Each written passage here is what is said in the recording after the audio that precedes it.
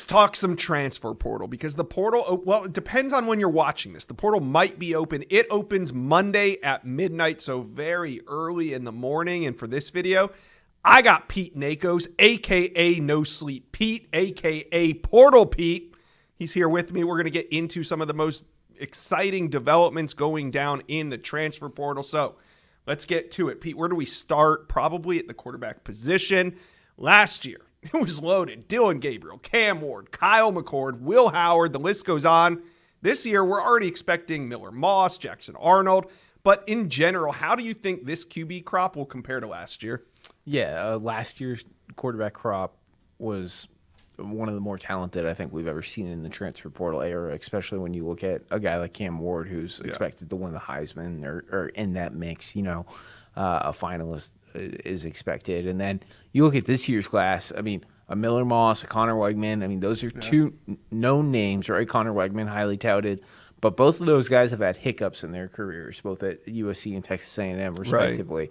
Right. And then beyond that, too, Jackson Arnold has also struggled at Oklahoma, right? Another really highly touted guy. And then earlier Sunday night broke the news that the Tulane quarterback, Darian Mensah, is going to go in the portal.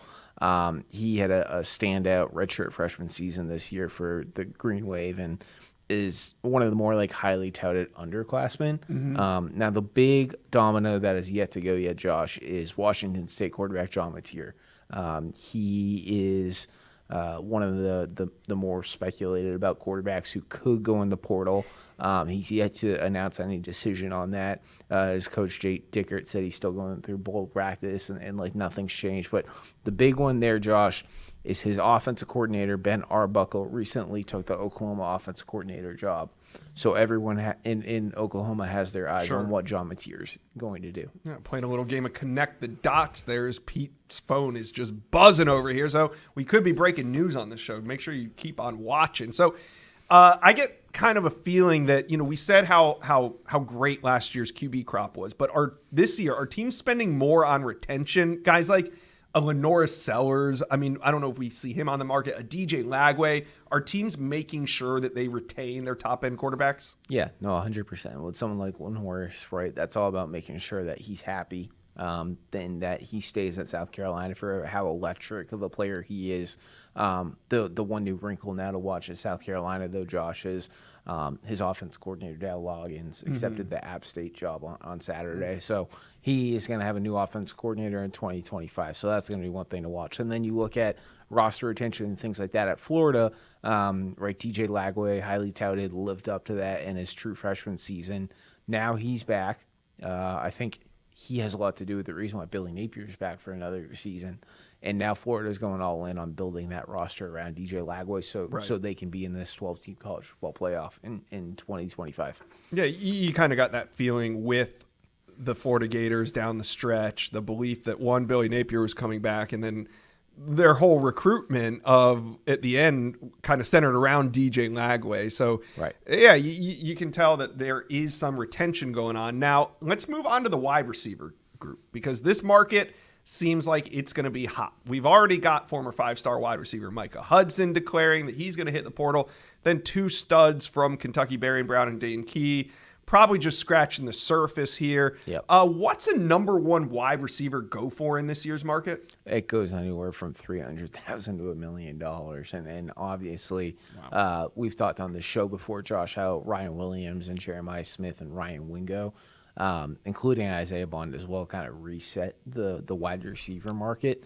And I think we're going to see that play out in the transfer portal. So depending on the school, depending on the player, depending how highly sought after they are, definitely between $300,000 and $1 million. And are teams also willing to spend to retain some of these guys early on? Are you hearing that some of these outstanding freshmen are looking to return, or are they shopping around? I mean, as of right now, on this Sunday night, both Alabama and Ohio State are going all out to make sure Ryan Williams and Jeremiah Smith stay put. I mean, obviously, a lot can happen over the next 20 days or so. So we'll have to follow that, to monitor. And, the one thing with the transfer portal, right, the arguably, right, everyone has their own opinion these days. The 12 best teams are in the college football playoff, so they're all still playing football.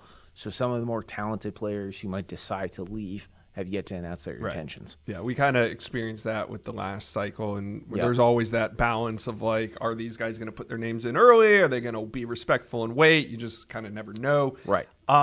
It seems like things are about to get crazy. So what teams are you hearing are ready to make the biggest splash this go around in the portal? Yeah, wrote about recently what I think the biggest, most aggressive spenders are going to be.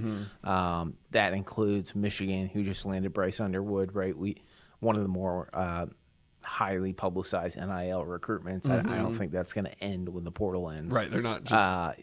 they're not. That's not it. And then also looking at Florida, who is gathering dollars because they brought back Napier. And then there's some other teams too.